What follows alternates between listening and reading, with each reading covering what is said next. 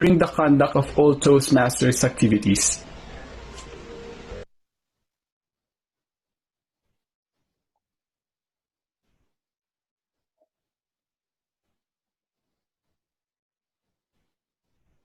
Uh, Toastmaster Ed, you're still on mute, Toastmaster Ed. We can't hear you. I'm so sorry. Thank you, Toastmaster Nathan, for playing that one. So once again, good evening, fellow Toastmasters, and welcome to our episode 3. So now let us welcome our host for tonight. Let's welcome Toastmaster Rafiq Ahmed. Thank you very much, Division K Director, Toastmaster Edrelin. Before I go ahead, there's something I should have done before all attendees joined in, and I think I missed that part. Our champion guest speaker, Toastmaster DTM, Distinguished Toastmaster Dave Ross. If I can see your video, just to confirm that your video and audio is up and running. I'm actually here. There you are. I got you. Okay, great. Excellent. So that relieves off the pressure, thinking that, oh, could there be a technical glitch? Which seems to be not the case this time. Thank you so much. All right. So welcome once again to all of you. A small correction. This is episode 2. Although our Division K director is enthusiastic for all the episodes, so just a correction, it's episode 2. Our volume 3 featuring episode 1 we had 2 days ago, and this is episode 2 featuring yet another world champion, world-class speaker. Now, before I get into introducing the speaker and talk to you more about the speaker, I just want to thank all of you who've been with us through this journey of volume 1, volume 2, and now volume 3. And we could not have been motivated and inspired enough to go ahead with 3 volumes if it wasn't for your support and your attendance for all our episodes. Thank you so much to our lovely attendees. On that note, I would like to now take the opportunity to talk to you about our guest speaker today, who's joined us all the way from the United States of America. Our guest speaker got a flavor of Toastmasters for the very first time in 1971 in California. But back then, our guest speaker was too young to become a part of Toastmasters, so he had to wait all the way until 1976, which was the very first time he became a part of Toastmasters International. And his very first club was in Colorado Springs, and he became a member there. And after that, our guest speaker went on to win the World Championship of Public Speaking in the year 1991. Since then, he has been able to visit clubs in California, Colorado, Texas, Florida. In fact, not visit, he's been a member. He's been a member with clubs in different states in the US, which includes California, Colorado, Texas, Florida, Minnesota, Washington State, Oklahoma, Virginia. And he's also been a member in a Toastmasters club in Germany. Not just that, he has also visited dozens of clubs in locations across the country in the US and around the world. And it was when he was a member with a Toastmasters club named Tinker Toastmasters in Oklahoma that he won the World Championship of Public Speaking in the year 1991. He is currently focused on his business, which helps people to weave excellence in communication and leadership. And not just that, in the current online platform, I think Toastmaster Dave has already been to a lot more events than any other world champion that we have featured earlier. Those of you who missed, Distinguished Toastmaster Dave Ross was featured in a worldwide event which had 500 plus attendees.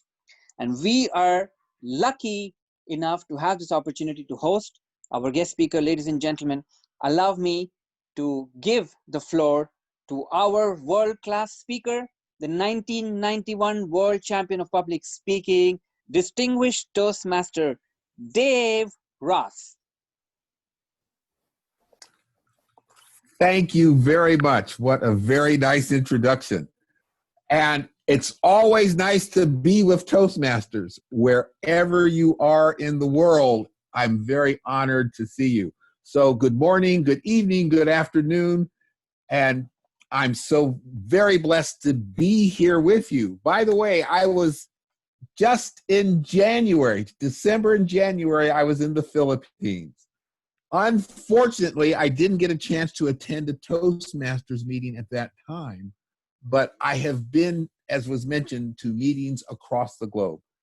And we as Toastmasters are very fortunate to have this organization, to have the focus of this organization, the way it is set up during these very special times.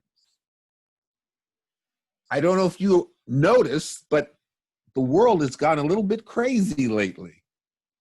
It seems like everything is happening at once. Around the globe, there's been severe weather.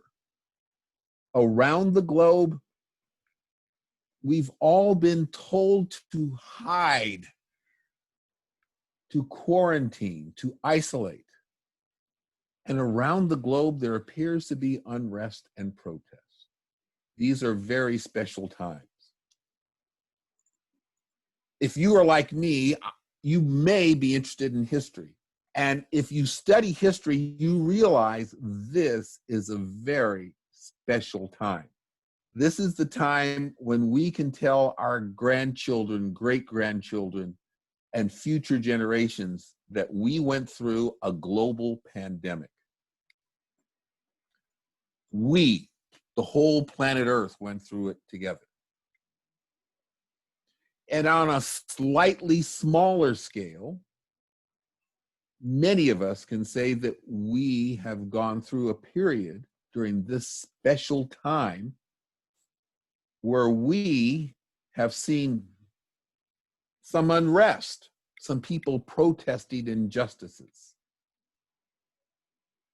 But we know these are special times. What does that mean for Toastmasters? Well, we heard the Toastmaster promise at the beginning of this meeting, and it says something about us as an organization. It says that we promise to be better, to grow, to improve, and that we promise to help others to grow and to improve. That we help others come into our meeting, that we give from ourselves to the meeting so that we can all improve our leadership and communication skills. That's what we do. It was 1992 at the Toastmasters International Convention in Las Vegas, Nevada, in the United States. Toastmasters from all over the world were in attendance. During this time, a country called South Africa still had a system of apartheid where they separated people based upon their race. There was a Toastmaster, a white South African, who was at that international convention. And here was this white South African who lived in a system that said that he should not communicate or treat me as an equal. And when we met face to face, he said this to me: "Hi, I am John. I'm from South Africa. How are you?" He reached out and brought me in because we were Toastmasters. I have seen Toastmasters from countries that are not friendly to each other embrace as brothers and sisters. I've heard speeches from Toastmasters who had one point of view, and in the same club, another Toastmaster had another point of view. And they listened to each other and could communicate as friends.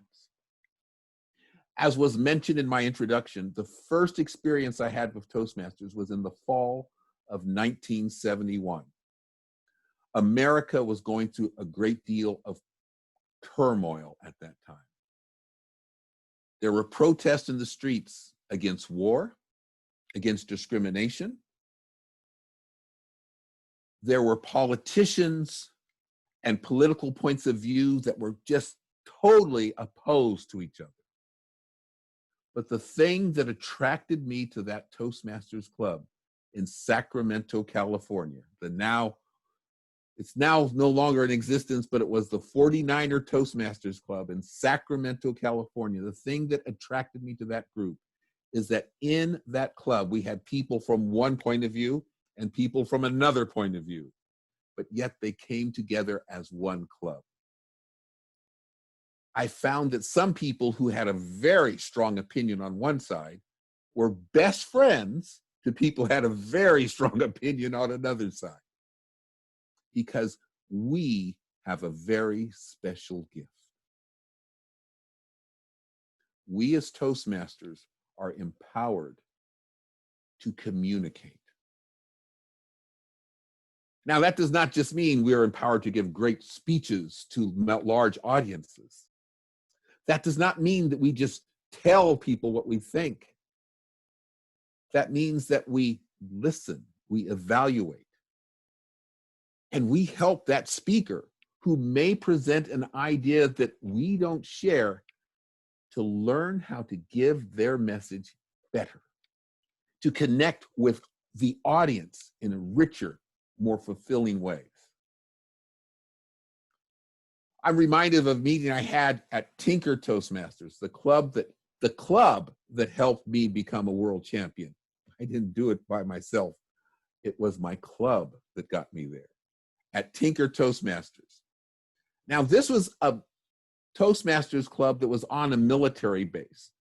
Although I was in the military at the time, most of the people in that club were civilian workers on the base. And because it was a military base, sometimes we had a membership, about 20, 25 members at that time, but sometimes only 5 or 10 could attend because they were busy working. We met at lunchtime, and sometimes people just didn't get their time off at lunch to go to Toastmasters. As it turned out, at that particular meeting, at that particular day, there were about 7 Toastmasters who were there. Of the 7 Toastmasters who were in attendance, 6 of us were Black. 1 in attendance was white. Just turned out that way. And the white Toastmaster who was there was going to give a speech. Now, I'm getting a message that I have to help my computer here, so let me close some things. One moment. Okay, maybe that will make things better. We'll see. All right. I hope you can, can you hear me, Rafiq? Is this good? Yeah, you're loud and clear and still visible. Go ahead. Oh, all right, then I'll continue on. So, as I said earlier, the person who had a speech today was white, and everybody else in the audience was Black. Now, I'm going to go back in American history a bit, when a lot of people who looked like me were slaves. And they were slaves in a part of the United States in the South. There is a flag in the South that to this day creates emotional reaction, especially among people in the South, and especially among people who are Black, like me, and like the 6 other people at this meeting. Well, this gentleman in our club goes up and he takes a picture of that flag and he tapes it to the front of the lectern. Immediately, people are going. Then he gave his speech. And he said that this flag can cause emotional problems. And it's associated with many negative things. He carefully took that flag off and he put another one there. He said this flag actually represents the people of the South during that time. And he said, for historical purposes, we can show this flag to represent the history and not show the other one that has so many negative things. At the end of his speech, he got rousing applause, a great evaluation, and thanks for sharing that point of view. I've never heard something like that so cleverly and eloquently presented anywhere else but in a Toastmaster club. Because we have a special gift. Because you have a special gift. You, Toastmaster, wherever you are on planet Earth, you have a special gift. You know how to present an idea, a feeling, a thought, a story in a way that people will listen and grow. And you, Toastmaster, have a special gift that allows you to listen objectively without coming to a hard conclusion before you hear the speech, to learn and grow and connect. Can I share my screen with some people? Sure, you can go ahead. Just a second. Let me see if it's allowed here. Okay. Nathan, can you allow screen sharing, please? Our admin. Yes, please try to share your screen as I make you Go a ahead, co-host. Okay. All right, great. I'm going to share something here. I can get this to work. Yeah, we see it. All right, let me go to the beginning. Okay. Now, if you've been watching the news, you probably think American streets look like this right now, everywhere. And they don't, but there are protests. Now, this is a Black Lives Matter rally. And you see the arrow pointing there. Let me see if I can bring that in a little bit closer. There's a child with a megaphone. Okay, and this is the rally. This is not a violent event. This is a peaceful protest, putting forward an idea of promoting human rights. Now let's look at this kid with the megaphone again. That's my grandson. That is my grandson. Because he said, and his words to those thousands of people who were there was that everyone deserves respect, no matter who you are or what you look like. This is the gift that we as Toastmasters have, to share an idea, to communicate and connect. Now, and to bring light to our perspective, what we really see, what's going on. So what do you see in your communities, in your neighborhood, in your country, in your region of the world? And how does what you see affect your opinion, your life, your future, your employment, your ability to connect with others? During this special time, we have been challenged with a deadly virus. And we've heard a lot of things said about what's going on. I know you've seen pictures of people in America walking on the beach and acting like there was no virus at all. I teach English to children in China online. And I saw firsthand the virus early on, how it affected their lives. I've even taught a class to a student in a hospital while he was recovering. But all these students saw on their news was Americans not wearing masks, getting together. And I had more than one student at the end of the class hold up the mask and try to say, make sure you wear this, because they thought no Americans were wearing masks.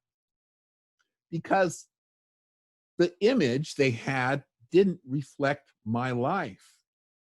It reflected what that particular television image showed at that moment. How many times have we, no matter where we are, seen a news report that we said, that's not quite the whole story. That's not the whole image. Or here's one, I was visiting in the Philippines, and a typhoon came through the Philippines at that time. it did very minimal effect where I was in Manila. But the news report made it look like all of the Philippines was under 3 meters of water. And I suddenly got messages from my family. My mother wanted to know if I was all right. I'm thinking, yeah, I'm fine. What's going on? Because they didn't have the right picture, the perspective that I was experiencing. You have the gift to share that. Not just in your clubs, but in your communities, in your social groups, in your communities of your faith, in communities of your city, in your schools, in your businesses. You have a gift to enlighten others. Now, I have another image I want to share, and this is, let's see if I can get to the right picture here. Oops. It's not working. All right, 1 second. Let me try that again.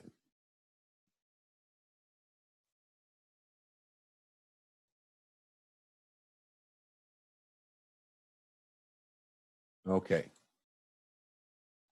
Let me try this.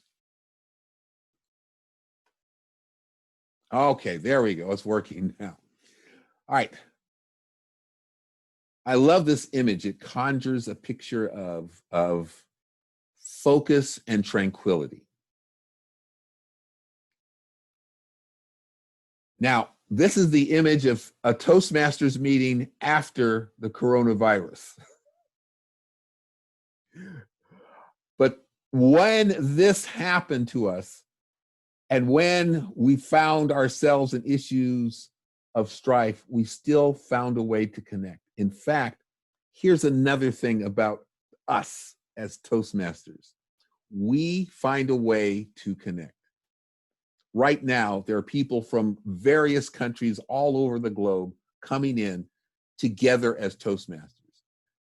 I have been very blessed to travel around the world from right here and visit Toastmasters across the globe. I have a friend, Rich Hopkins, who is trying to visit every district in Toastmasters. I wish I could mention the districts he hasn't been to yet. There are about 5 of them left, and he wants to visit every one as we are visiting now on Zoom, because this is a way that we can come together.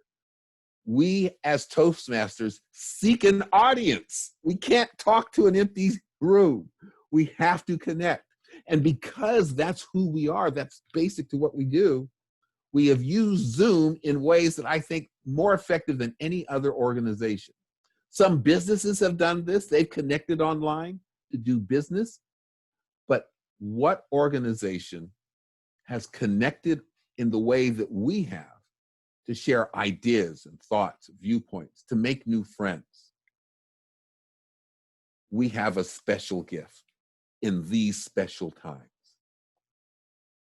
So now that I've talked a bit about our special gift, I'd like to talk a little bit about ways to make it more effective, if that's okay. Yeah, okay. So since I can't see your protest, I'll just continue. Among the ways that we can make this gift in this environment more effective is to realize that we're no longer on a stage, that you have to find ways to get the same level of connection and enthusiasm that you have in a club meeting with the Zoom. And here are just a couple things that I've noticed that sometimes can enhance your communication skills. We've all seen times where people are looking down at their computer rather than looking up at the camera. Practice talking to the camera, and practice talking to the camera as if you're talking to one person. That will bring the audience, no matter how many, no matter where they are, closer in. And this is also very good practice to transfer for when we can start meeting larger numbers in person again. Because when you talk to individual audience members, now notice I said when you talk to them, not at them, not giving them a speech over their head, but talk to them, you're establishing a connection. And when you're speaking to a live audience, they see the expressions on your face, they hear the tone in your voice, they can feel the purpose of your gestures, and they react. They close in, they smile, they move back, they cross their arms, they nod their head, they're speaking to you.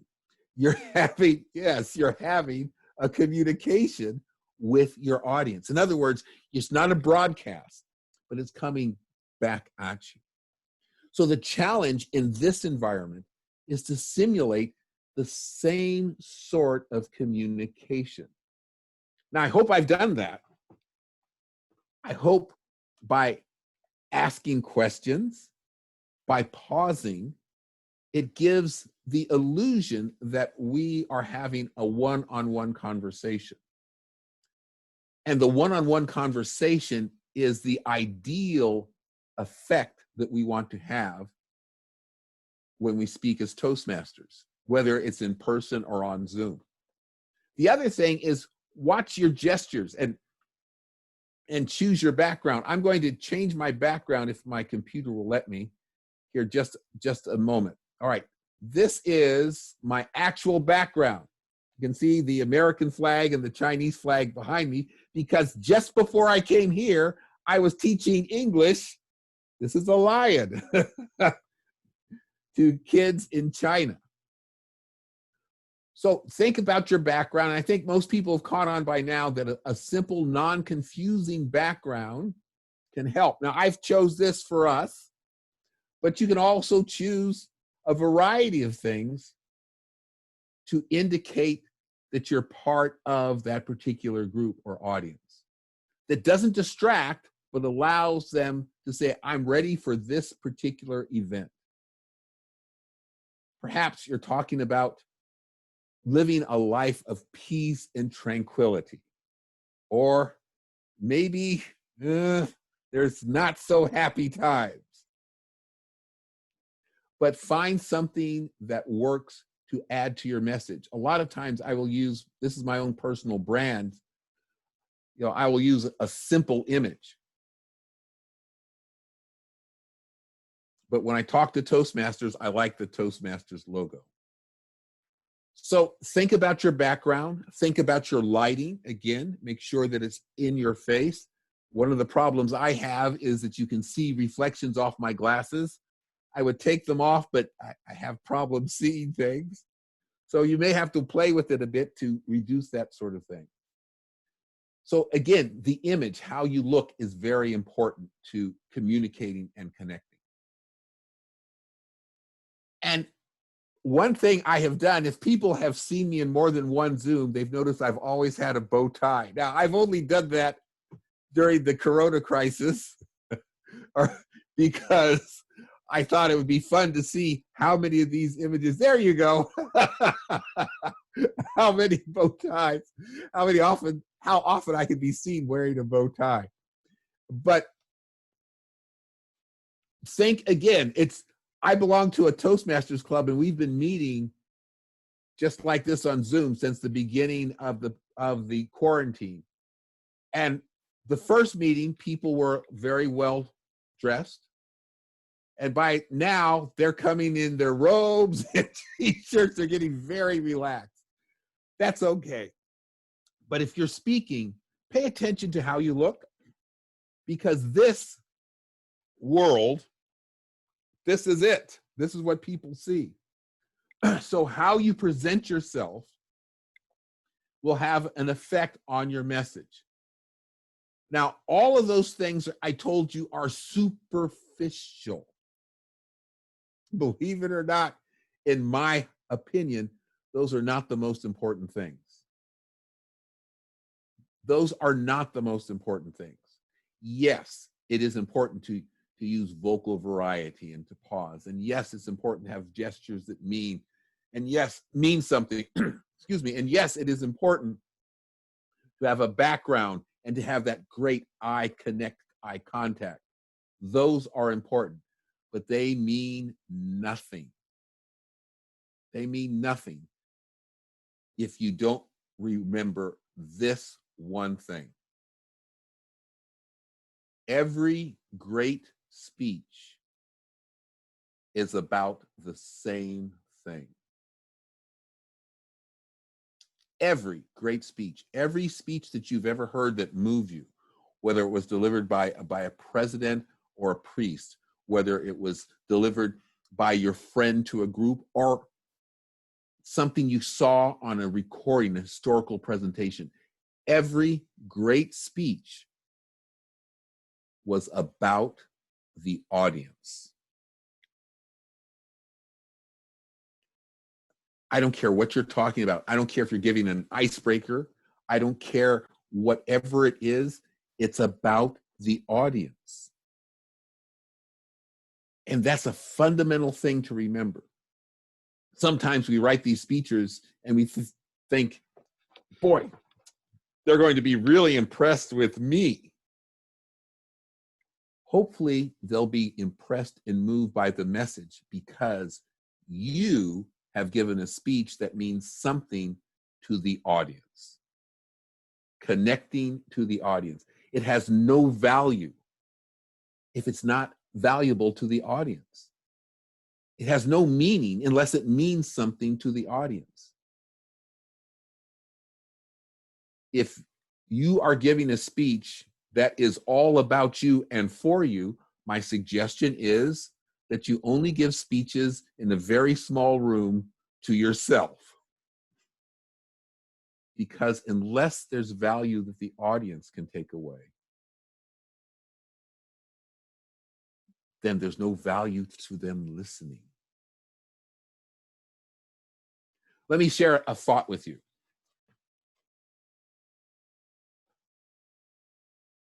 Years ago, I heard two bosses deliver the same message.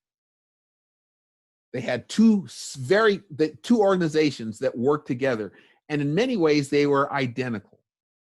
Two bosses delivered the same message, and it was a difficult message. This message that you have to work harder and longer, and no, there was no raise involved. There was no increase in pay. They both told their people, you have to work harder and longer. There's no more pay involved, but we have to do that in order for our business to survive. One boss delivered the message, and all of the people were angry. The boss is horrible. The other boss delivered that same message, and all the people said, all right, we're going to stand up to the challenge. We're going to get it done. We're going to make it happen. Because one boss was telling them what they had to do. The other boss was saying, this is what we have to do. Same message, told from a totally different perspective. One boss thought he had to just tell them stuff, what they had to do, because he was the boss. Okay, that works. Except it doesn't always work when things are really bad. The other boss said, I'm in it with you. Because he was thinking, how will this message best be taken in by the audience? How can we grow from this? Where can we go from this? When you give your speeches in the club, think first about the audience. Think of ways, how can they gain from it? How can they remember it best? What's in it for them? The 1987 world champion of public speaking, Harold Patterson, is also in Oklahoma. And one of the many wise things, he's always saying wise things. He is just a very wise and good man. But one of the many wise things he said about public speaking and competing, he said, when he started entering contests, he learned very fast that you lose a lot or you don't win a lot. And he started to think, well, why do I do this? And he realized that winning doesn't always mean taking home the trophy. It's great when it does, but it's also wonderful when you give a speech and someone in the audience, just one person in the audience, comes up to you and said, thank you. That speech meant a lot to me.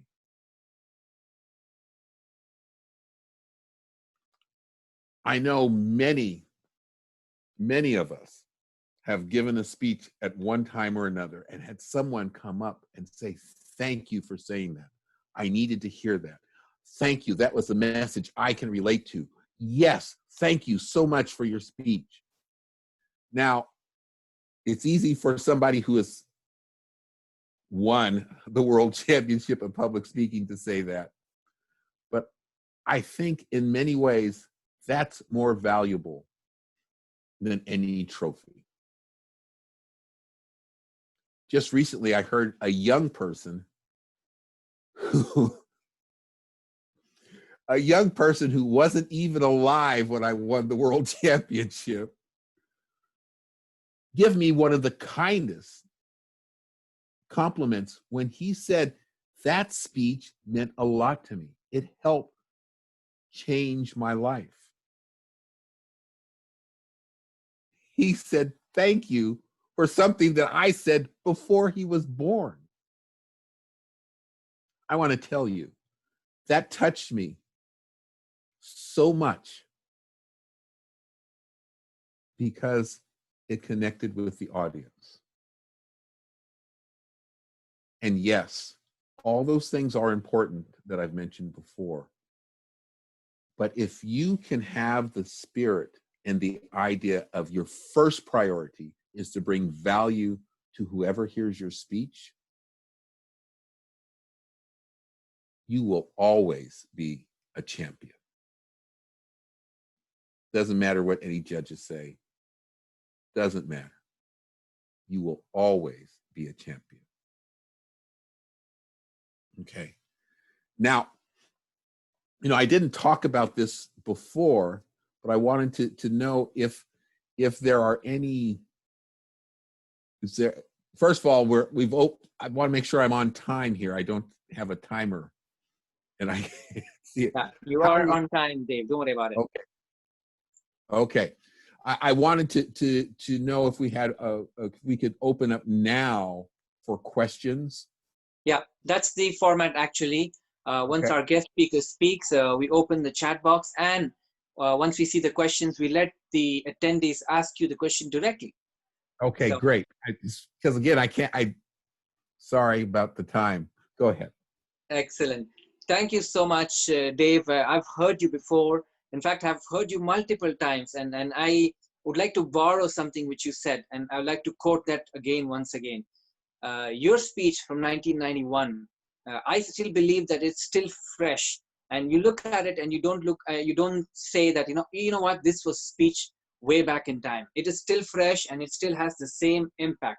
And I think that's the power of a powerful speaker, a powerful message and a powerful speech. Thank you so much for that, distinguished Toastmaster Dave Ross. We will now kick off the Q&A session by inviting our first reactor, who will give a feedback about the session, about the talk that we just heard, and kickstart the Q&A session with the first question.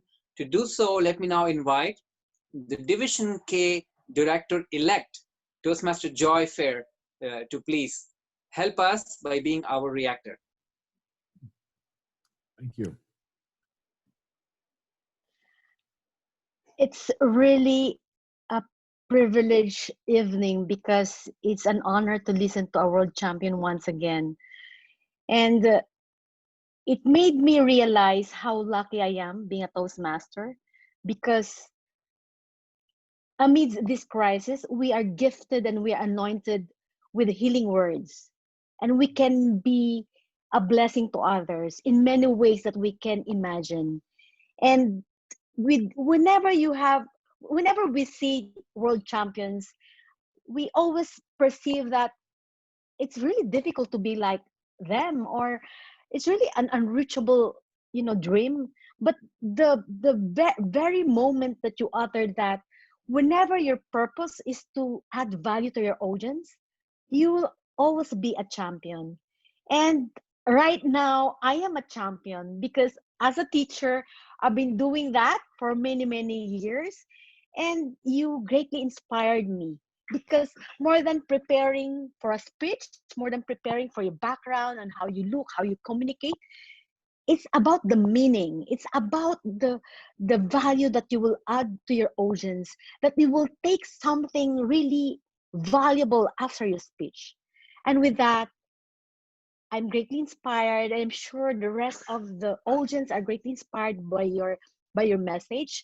That it's really acknowledgement and a feeling of privilege that as a Toastmasters, as a member of Toastmaster International, we have the mission, we have this ministry of bringing those healing words to this a little bit sick world that we are in right now. Thank you, Toastmaster Dave. Thank you so much. Thank you. Thank you. Very kind. Right. Toastmaster Joy, do you have any question for Toastmaster Dave? Question. I have so many questions actually, because this very short period that we listen to a champion, and then just few minutes and you get really overwhelmed by many wisdom nuggets of ideas and the like. How do you sustain the fuel? How do you sustain the fuel of bringing the good news, bringing the value to your audience? How do you do that? I am fed by the audience. Their presence, their energy, it really comes back to me. That's why this particular way of communication is very hard for me at this time. So that is something that gives me value by the audience itself. But the other thing that inspires me to stay in Toastmasters, and I'm going to go to Toastmasters meetings until I drop, is I love hearing speeches. I love to see the icebreaker the first time they speak, and then I love to watch them later on as they grow. I love that. That is just such a joy. So that for me is what I feed off of. And another thing, as a friend of mine calls it, Toastmasters University, because I can hear speeches about subjects and topics I didn't know anything about. Sometimes I've learned to get an interest for it. I learned to get an interest in opera because I went to a Toastmasters meeting. I learned a lot about oil drilling here in Oklahoma. I never would have learned that. So all those things feed me. Thank you so much. Thank you. Thank you, Toastmaster Joy Fair, and thank you, DTM Dave. All right, we've got another question coming in, but before that, I would like to take this privilege of being the host and ask you a question. So I'm going to make use of this opportunity. I've heard this before, something which you quoted, DTM Dave, and I've heard this coming in from also another world-class speaker, and I would quote that again. You said, don't speak at your audience, speak to them. Now, can you tell us an example of speaking at them and to them so we can differentiate both? All right. So here I am speaking at an audience. I'm not necessarily making direct eye contact. I'm just scanning the audience because my words are so profound. You will be impressed with me because these are my words. Okay. It's kind of an exaggeration. Another way you speak at an audience is when you memorize a speech word for word and there's no change in your face or inflection. That responds to the audience member. Okay. And sometimes you can act and you can elicit a reflection. There's a difference. My brother is an actor. He belongs to a very exclusive actors workshop where very many famous actors have to audition to get in. Some of the famous actors don't get in, but my brother got in. He has a master's in fine arts in acting and directing. And we talk about the difference between speaking and acting a lot. Of course, we're brothers, so we argue. So, but he says, and what he does is he creates an environment that people are looking into. When you act, you create a world that people are looking into. And you're watching the world. You're not a participant in that world. You're an observer. You're watching.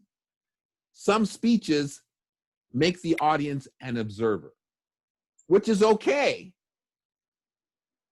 It's providing a message, but it's not, as I see the ideal speech, is where this audience is a participant in a very subtle way to the value of the speech. I'm trying to make a connection with you. I am not trying to make a connection to you. I want to create an experience that says that you, as an individual in my audience, whether there's one in the audience or 1,000 in the audience, I want every individual to feel they've had a one-on-one conversation with me. That not only have they heard my words, they know that I have felt their reaction to my words. Thank you.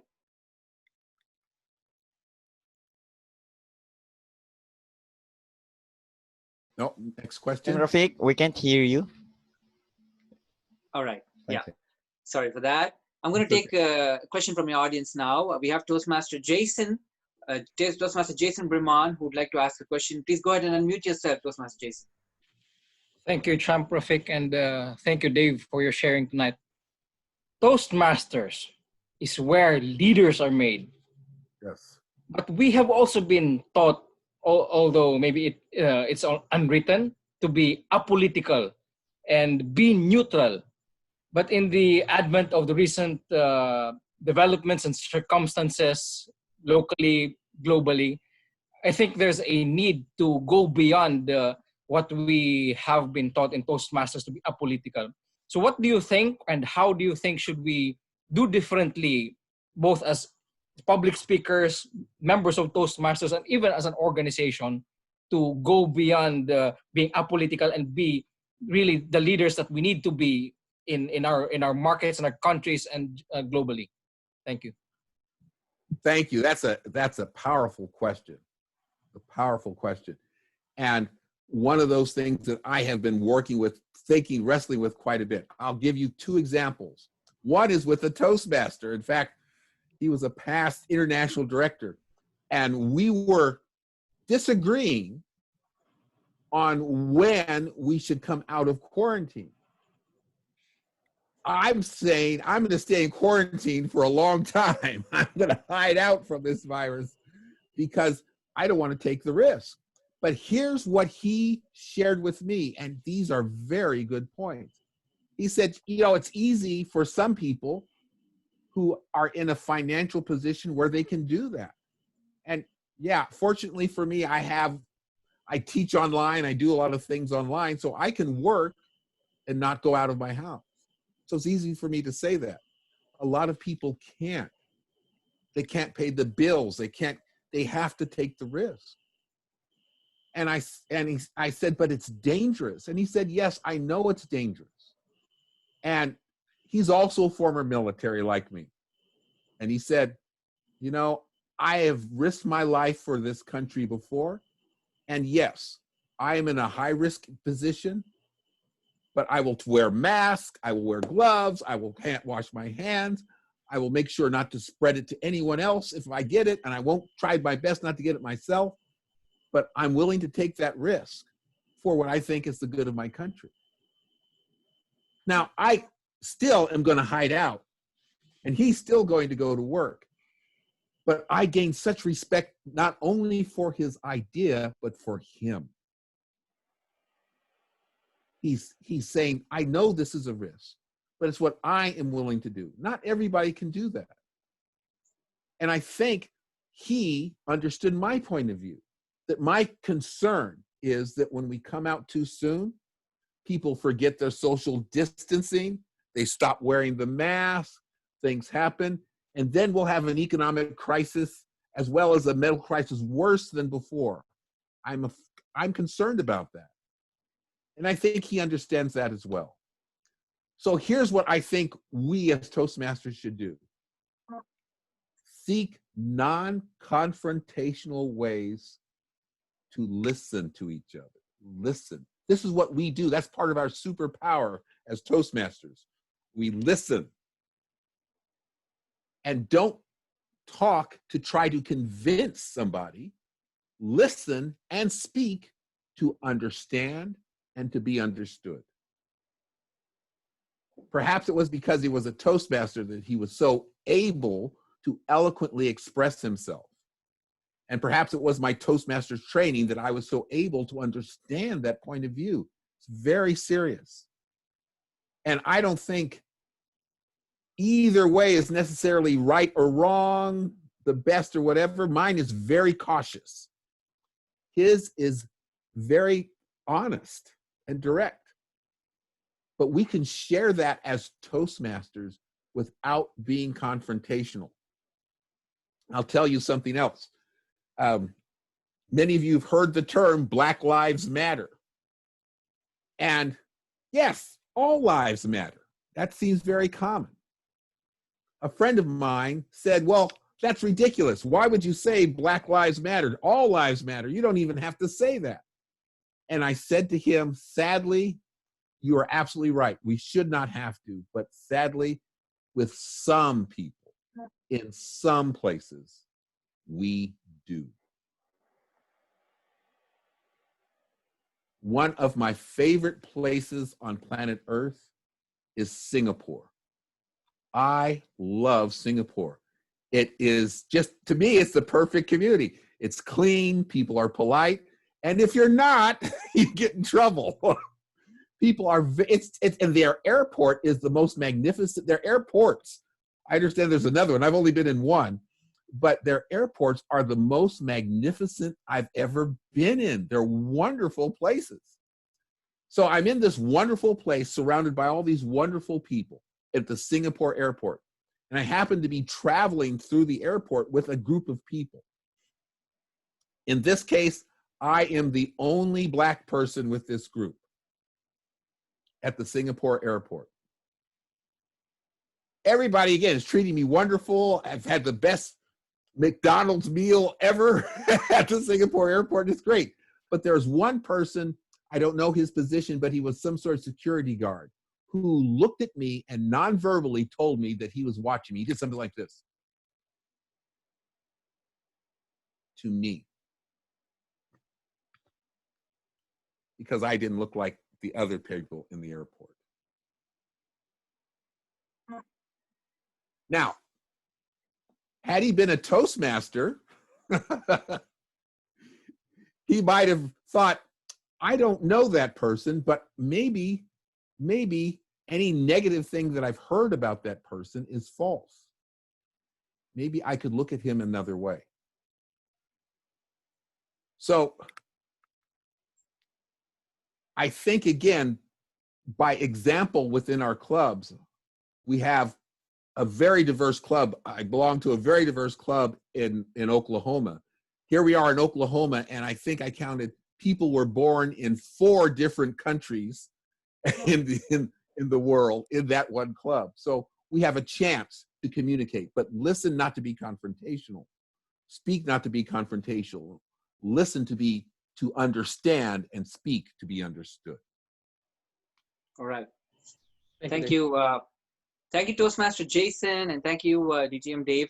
DTM Dave, I've got now a series of questions coming in, and I've been asked to keep the identity anonymous of the Toastmaster asking it. Probably your secret admirer, I don't know. Or probably someone is trying to get you to answer questions which you would normally not answer, probably. Okay. All right, and then get away with it, probably. So here are the questions. Do you want to hear all of them, or I'll take one by one? I'll take the most, which I think is the most important one. Let me go with this. Okay, good. Then it's all on you. It's your fault. I'll start with this. And the question goes something like this. Dave, if you can answer this, he says, has there been a world champion who won with a speech that talked about polarizing issues? Oh, directly, indirectly, I think almost all of the speeches kind of hint at that. They talk about polarizing issues in some way. But for instance, a world champion speech, a winning speech, I off the top of my head, I can't think of. But there was a semifinal speech that was courageous. It was delivered by a Filipina. It was delivered by a transsexual Filipina. Wow. She was not born as a woman. She's a very beautiful woman. She was born as a boy. But she talked about the challenges she's had with people accepting her for who she said she was, she is. That was a courageous speech, beautiful speech. And that was one that I heard that was one of those challenging ones. Now, I think she came in second in the semifinal round and did not go to the finals. Okay. All right. Someone just commented and said to me that particular contestant was from Thailand. Yes, she was from Thailand, but she was born in the Philippines, and now she's in America. So, you know, I happen to know her. So, but yes. So there are people who know probably the same information. All right, I'm going to go with the next question. Although before I go to the next question, Dave, just so I know, maybe, you know, I'm not so, how do I say, I do not have that much knowledge, I guess. When we say polarizing issues, what are we talking about here? We're talking about where there's, oh, I'm sorry, polarizing issues where there's one way or the other. You know, whether it's you know, go to work or stay home. Okay, I got that right now. Okay. Right, there's another one here.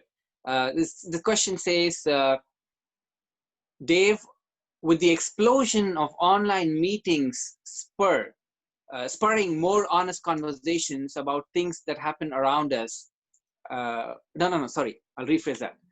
Will the explosion of online meetings spur more honest conversations about things that happen around us? I hope so. I really hope so. Because, right, you know, we all know that we hear different things from different points of view, and I hope so.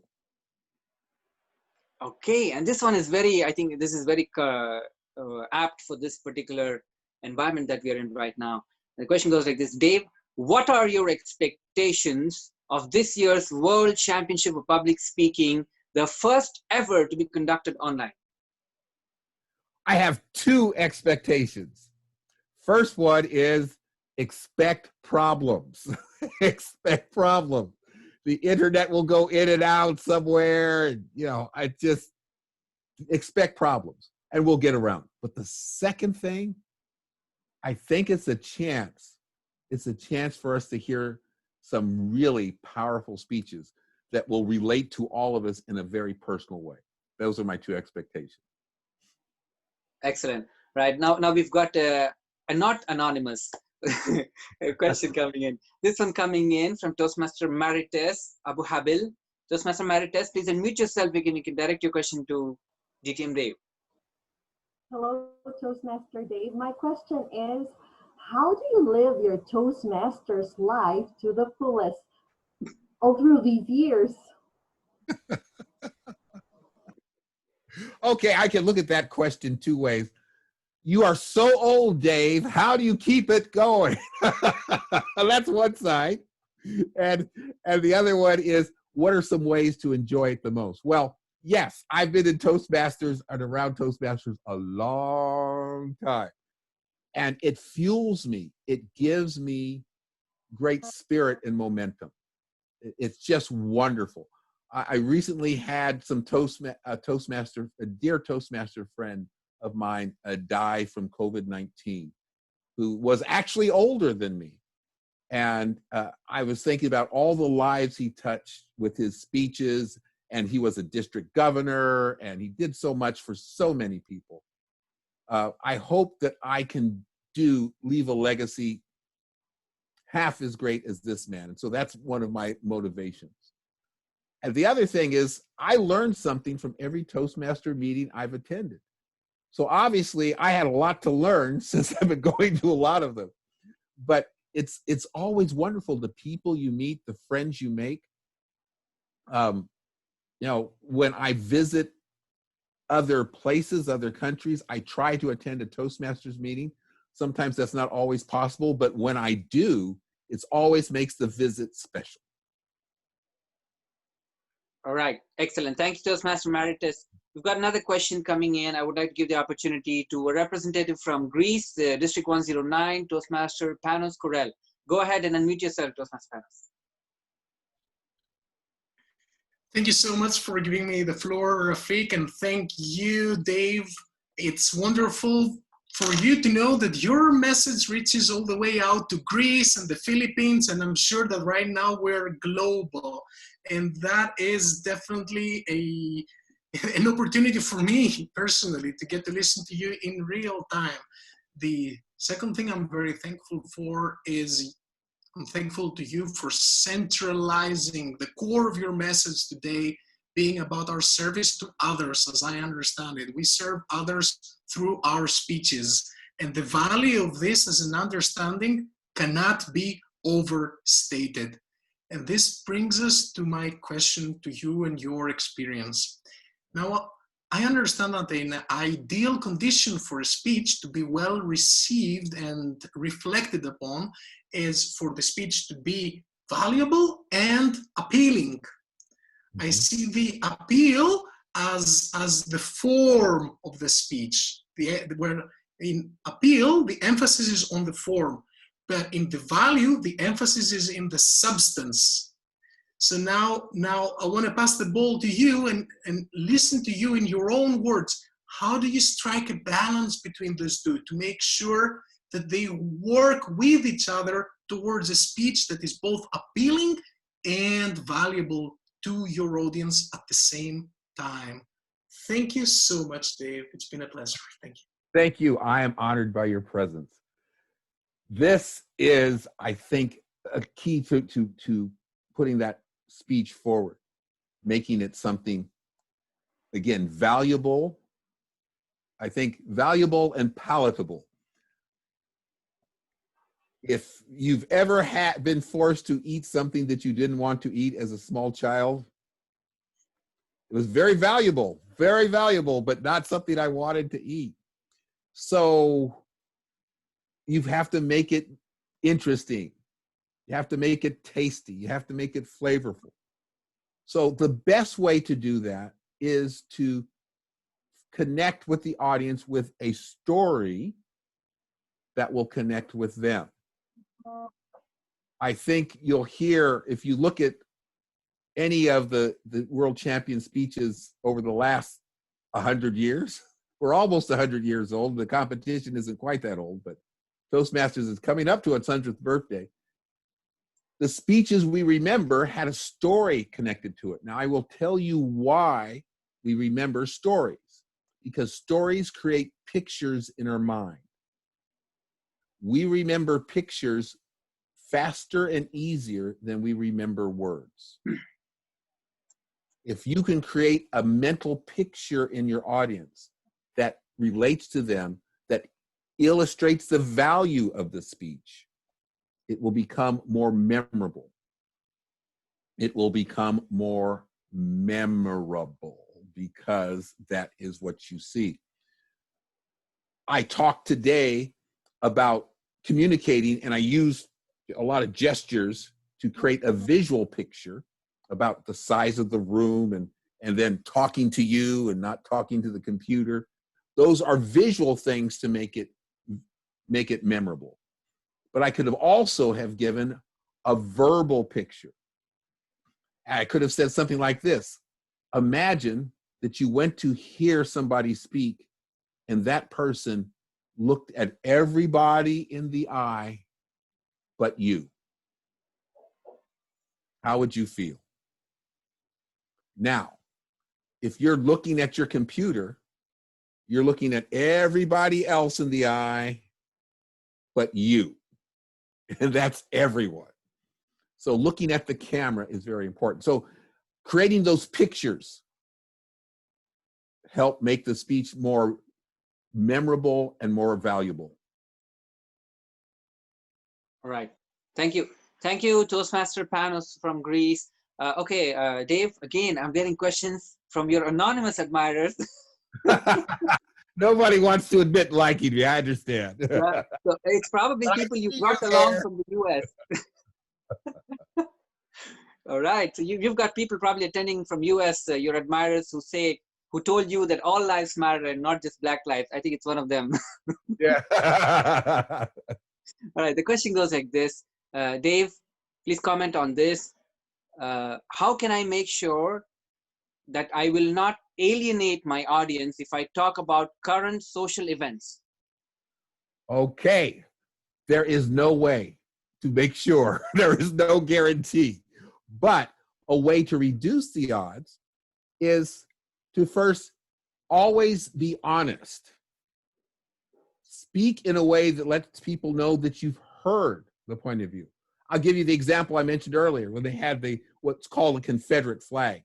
That speaker who did that at the Toastmaster meeting, remember, he was the only white person in the room, and he put a Confederate flag that really makes black people angry. He just very casually put it up there and started talking. But we knew him, first of all. He was our friend. That helped. We already had the relationship. But the thing that really helped was he said, this flag, although it's associated with Southern life, it also has negative things. He listed all the negative things. He admitted these things. Then he carefully removed it. He didn't crumple it up. He didn't set it on fire, but he did carefully remove it and put another flag that didn't create that emotional feeling. So that's an example. Acknowledge it. The other thing is use humor. Use humor. And don't just tell a joke and then jump into it, but use humor that has a purpose in the speech that advances the concept a little further. I recently used humor, and I was talking about, oddly enough, racial issues. I talked about a past president of the United States, Teddy Roosevelt. And I said, Teddy Roosevelt was president at that time, and he was white. And I think he always was white. In fact, I bet if you brought up his body, he'd still be white. And Booker T. Washington, who was black. And oh yeah, he's probably still black too. Anyway, and I had pictures of both of them on a PowerPoint slide and talked about their relationship that they had years and years ago. So the humor was part of talking about, they knew I was going to mention things about racial differences, but they also knew that I wasn't going to challenge their thought, even though I did get very sensitive. So that's another thing. Don't take yourself too seriously. Do not give a speech that starts out with, anybody who doesn't agree with me is a jerk. Okay, so now that I've got your attention, I'm going to tell you the way it should be. That's probably not the best way to go. But yes, try to again, speak to be understood, but let the audience know that you've heard them. Abraham Lincoln, another past president of the United States, was noted for when he was a lawyer, he would present the opposing point of view. He would talk about the other side, and sometimes he would present their case better than they did. But then he would very carefully take it apart piece by piece.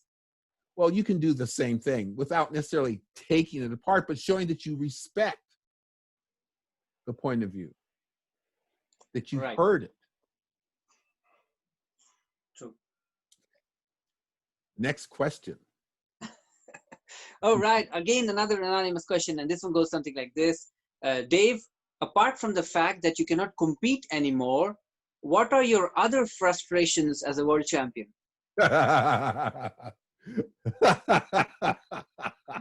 Okay, I will share one frustration that I have. And this is a horrible thing to admit because it goes against what I've said about listening to be understood and not confronting people. But I recently saw something on a Toastmaster page somewhere in the world about how to win the World Championship of Public Speaking. And he suggested things that I thought were not only wrong, but in my opinion, did not express the highest values of Toastmasters about how to win. Something like, flirt with DTMs. What? Because DTMs are often the judges. Compliment the potential judges. He didn't say anything about giving the right type of speech, didn't tell you anything about structure, didn't say anything.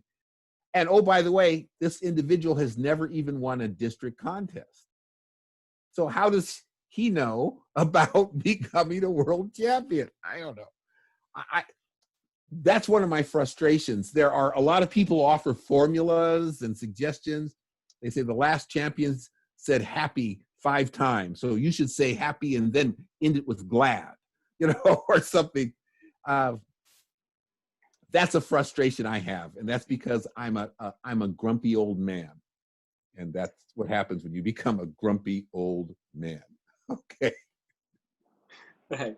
All right.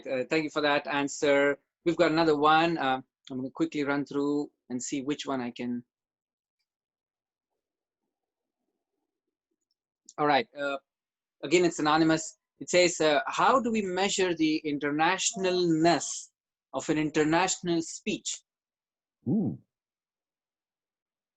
I have a short answer for that. I don't know. But I also have a long answer for that. A way to do that is to acknowledge a commonality. Now we can acknowledge we all are dealing with a single virus, something so small we can't see, but yet it has covered the whole world. That might be an example of a more international type presentation. But the other thing is that I should not give as an international speech, a speech that talks about the best ways to climb the Rocky Mountains, because the Rocky Mountains are in North America, the United States and Canada.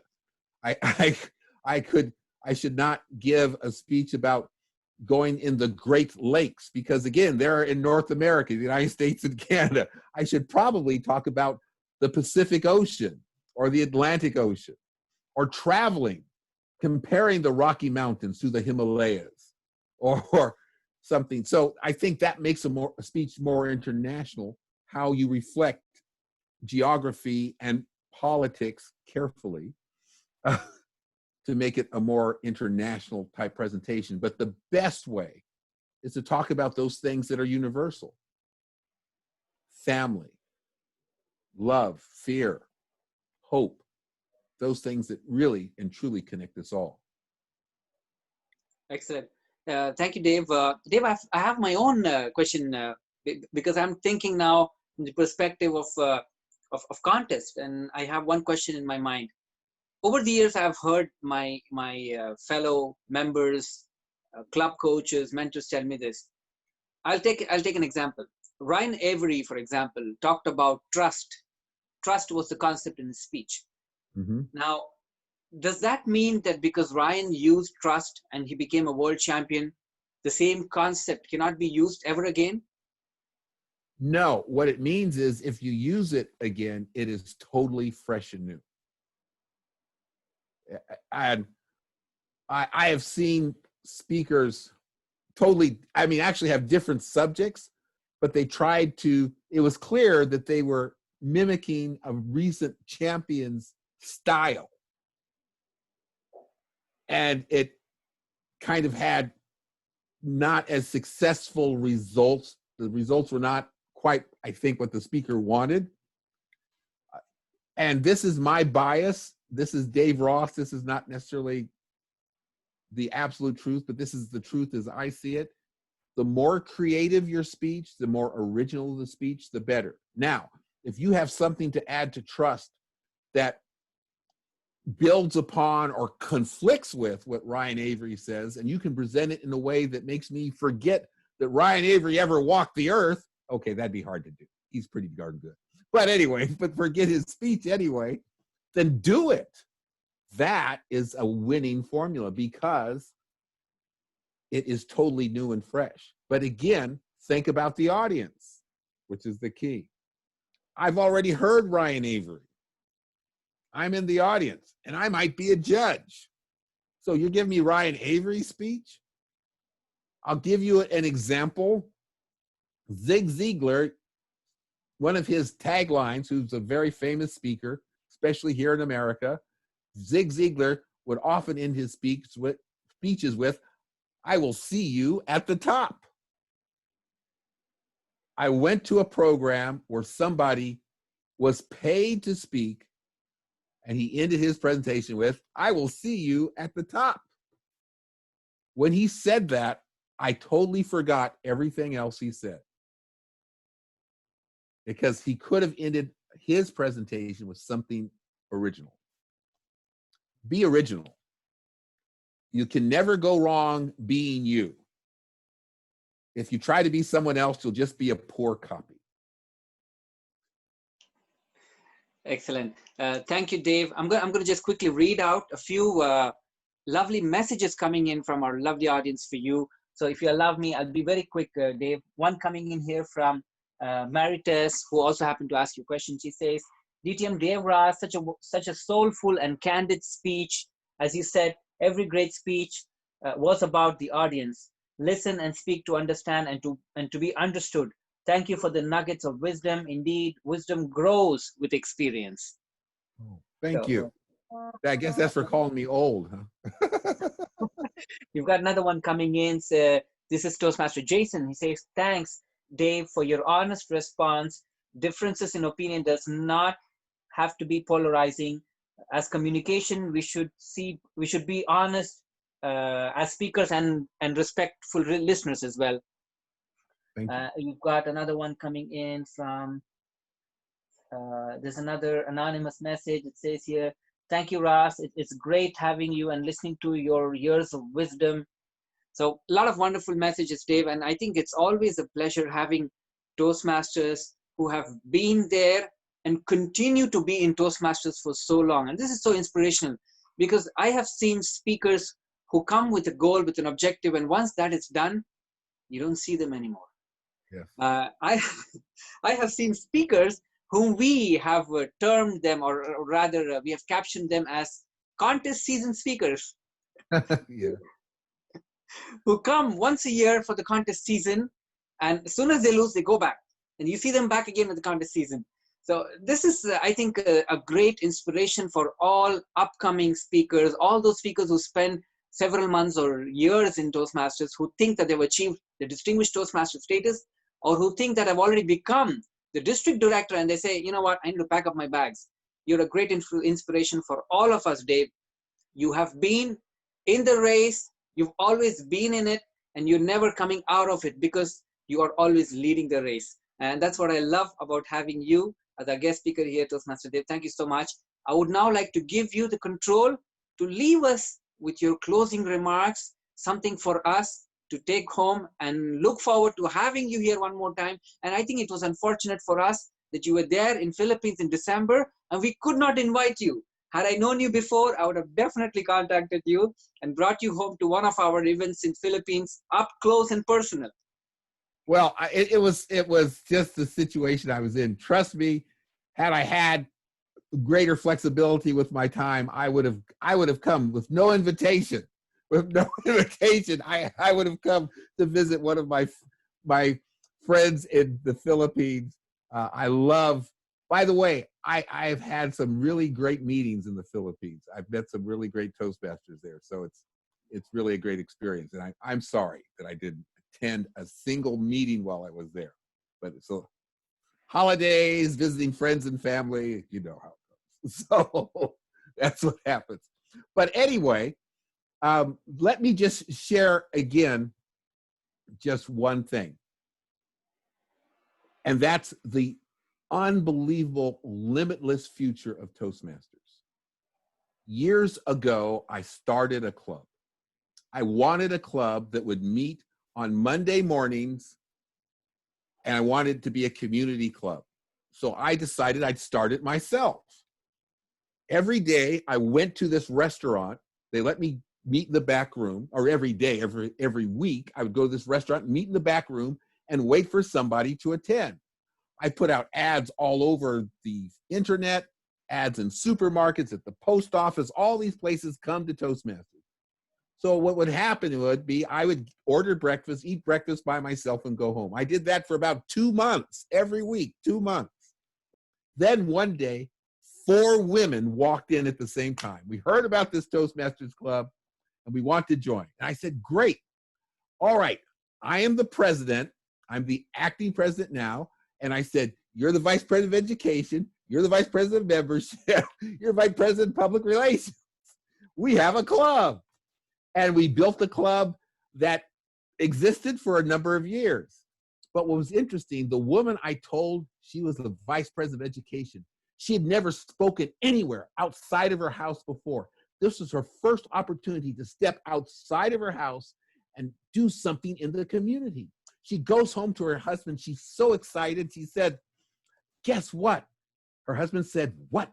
Said, I just joined Toastmasters. He said, great, sweetheart. And she said, and guess what? What? She said, I am the vice president of education. And he said, that's wonderful. What's the vice president of education? And she said, I don't know. But she turned out to be a great vice president of education. Not only that, today she's a DTM. Not only that, she's a past district director. Not only that, she is a professional public speaker. Not only that, the governor of her state, I'm not talking Toastmasters, I mean talking about the elected governor of her state, considered her for his staff.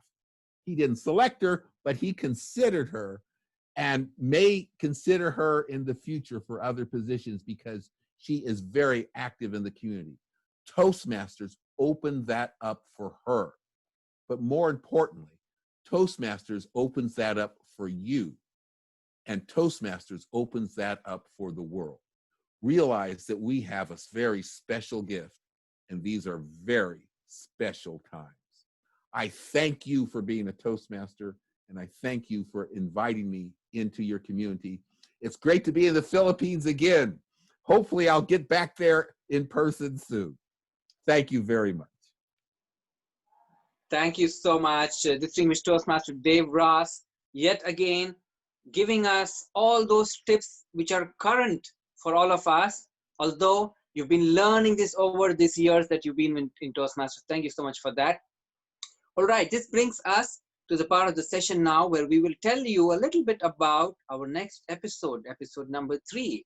And I will relate back to what distinguished Toastmaster Dave Ross said. It was just coincidental or probably inspirational enough for us to think about it, which is we will be featuring the 1987 world champion of public speaking, Toastmaster Harold Patterson. That will be our episode number 3, which will happen on the 14th, same time. And we'll definitely be posting our links and details on the Facebook page of Division K District 75, also on the Toastmasters International Facebook page, or you can connect on the Division K Director Toastmaster Adrelin's Facebook page or mine, and you will see the details for the event. So that's just excellent, and it's just so coincidental that Dave referred to Harold Patterson, and we will be having Harold Patterson with us. So what better way to connect by going back in the history of the world champions? So you thought 1991 was the furthest we could go, but no, we have gone further, and we're bringing Harold Patterson. So looking forward to that. Yes, Dave, go ahead. You had something to say.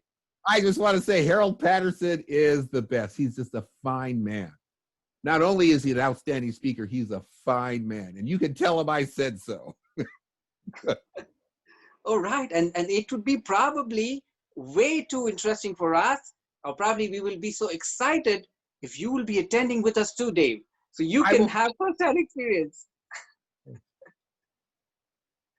Okay. On that note, I would now like to thank all of you, our lovely audience, who've always been lovely throughout our series, throughout our volumes of bringing to you 10 years of Toastmasters wisdom, we thought, and then we said more years of Toastmasters wisdom, because it's not just 10 years anymore. We've expanded over 30 years of Toastmasters wisdom and extended it to you to learn from them. So on that note, I'd like to thank you all and thank our Division K director. Back to you, the Division K director, Toastmaster Edwin.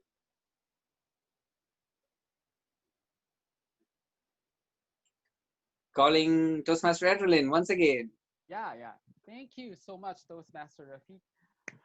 Thank you so much, distinguished Toastmaster Dave, for gracing our second episode, More Years of Toastmasters Wisdom.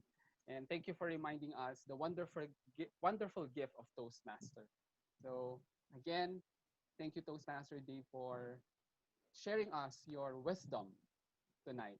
So again, fellow Toastmaster, I would like to invite you this coming June 14, Sunday, 9 p.m. Our third episode, our third speaker will be Toastmaster Harold Patterson, a fellow world champion from Oklahoma, together with Dave Ross. Thank you, Dave Ross, for a little bit citing the name of Harold Patterson on your speech. And we are grateful that he agreed to be our third speaker for our third episode. So again, fellow Toastmaster, thank you for joining us.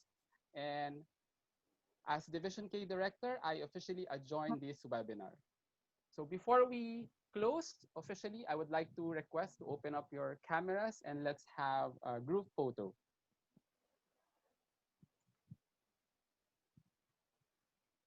Toastmaster Rafiq. Okay, so I'm the one doing it. All right, so we will go Yes, with please. on the count of 3. Let me see your smiles and your thumbs. Okay, so that will, just a moment, we've got 2 screens. Okay, excellent. There goes screen number 1.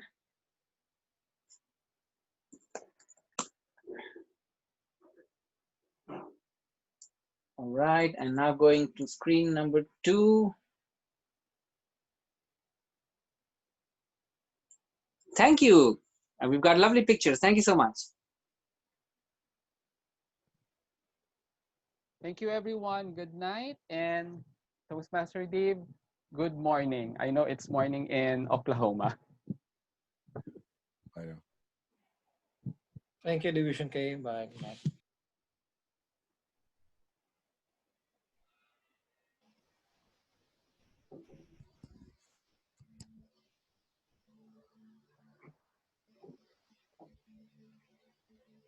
Thank you everyone for attending our webinar.